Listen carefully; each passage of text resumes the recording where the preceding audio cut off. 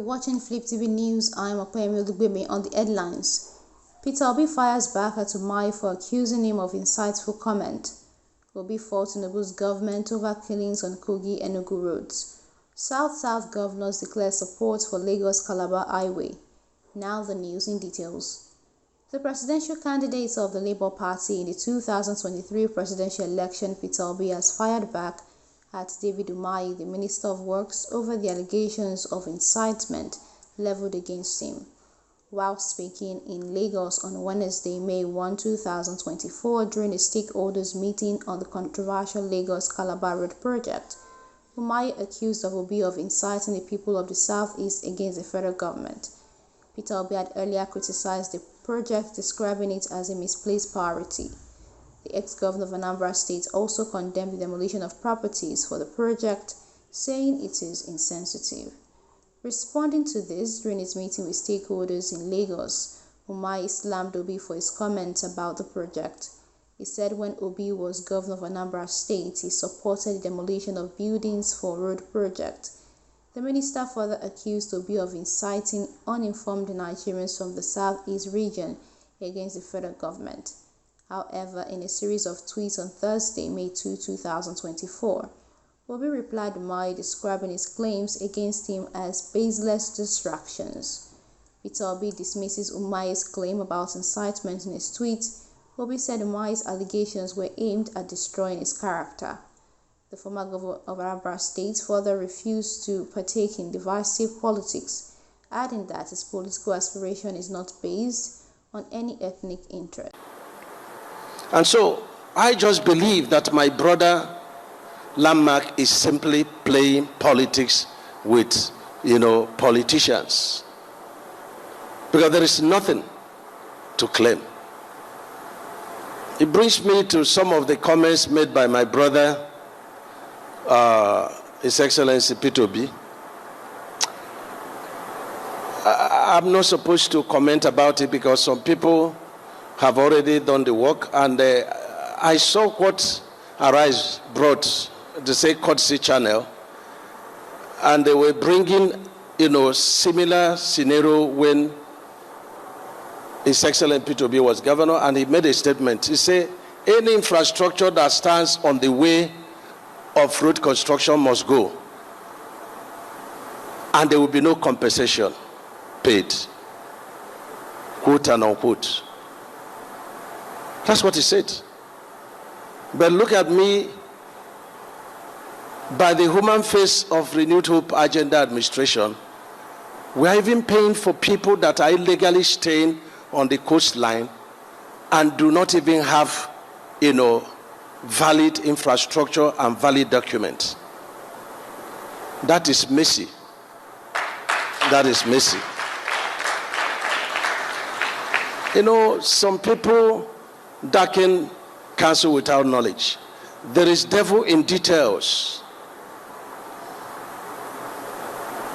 When you bring judgment, when you condemn people, you bring judgment upon yourself. And that's what he has done. And I think he's inciting some of the Southeast people that are not well informed. He's inciting them, and he gets them into trouble, and he doesn't go to fight for them. Wisdom is a defense. We know money is a defense. But wisdom gives life to those that practice it. And I want our people to have wisdom because I'm involved. And there is no humanity method to Landmark. That matter should be buried because I was there. And so we fought everything possible. Even people donated their right of occupancy to save his two big infrastructure, and that should show, appreciation. But some people have taken on it alongside with him to play politics. Some people are already very bitter. Why should it be President Bola Ahmed Tinubu that is the one to develop this coastal road? It will be a lasting legacy for generations to come. That is just their own distance. So they look for that venue to attack. But it's all about darkening counsel without knowledge. And I'm very happy that the president has directed me to begin the design of one of the, spurs linking to this coastal route, and that is the Sokoto to Badagry.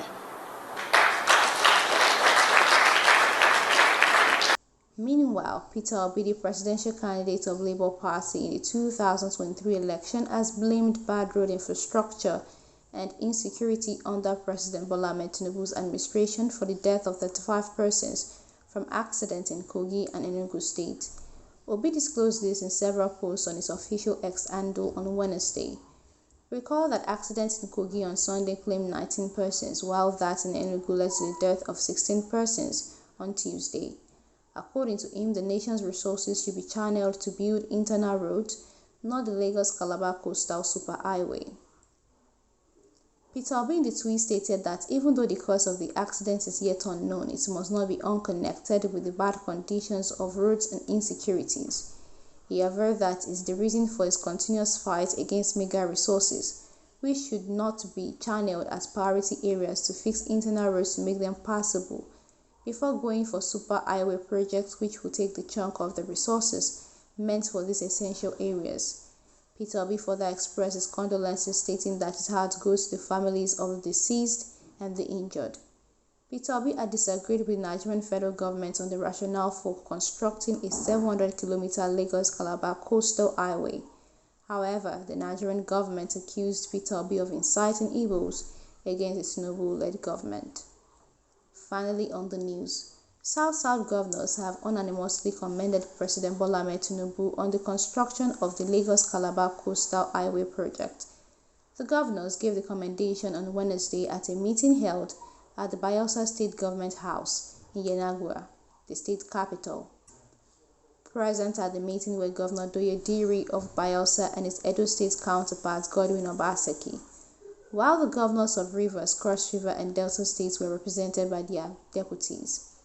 Addressing a press conference after the meeting, Governor Obaseki said the coastal highway will, when completed, connect coastal communities to commercial cities in Nigeria.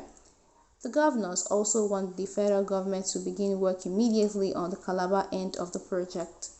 Recall that the 700-kilometer coastal highway has been enmeshed in controversy following the demolition of Landmark Beach Resort, valued at $200 million, to create a right-of-way for the project, which is estimated to cost the federal government 15 trillion naira. We also called on the federal government to expedite work on the East-West Road. We thanked Mr. President Ahmed Tinubu, for commencing the construction of the coastal road from Lagos to Calabar, and appealed that for speedy completion of this road, work should also commence from the Calabar end. And that's it on the news. For more updates, do subscribe and turn on your notification bell. Okwemi Olugbemi reporting. Thanks for watching.